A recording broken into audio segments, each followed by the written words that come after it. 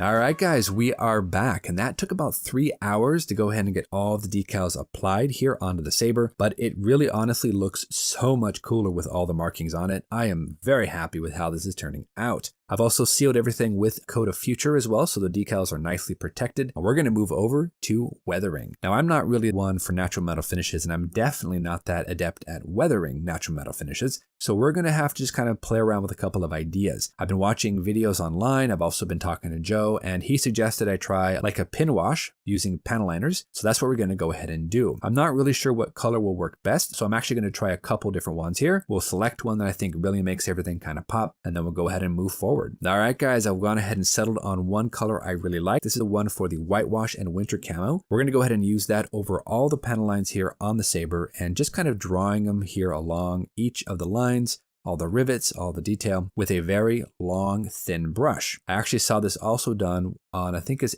scale modeling. He also did this and it turned out really, really cool. So we're going to go ahead and just try it out and see what we can do. Typically, I just kind of slosh a bunch of sludge wash around and hope for the best. But today I want to be a little bit more strategic, a little bit more focused, so I can go ahead and get this thing weathered down. After this is dry, I'm also going to come back, and after I remove all of it, I'm going to start applying a very heavily diluted flat black. And we're going to go ahead and post shade all the panel lines to give it a little bit of depth and a little bit of color shift. I don't know if this is going to work really, but we're going to try it out. And then I'll come back, get all the landing gears hooked on, get the wheel bay doors hooked on, get the air brakes attached, and then we'll go ahead and see just how this thing looks. And of course, finish it off with a nice satin finish. So let's go ahead and jump in here, guys. Let's have some fun. Let's try some new weathering techniques out and see what we can do. Finish off our Sabre. Let's do it.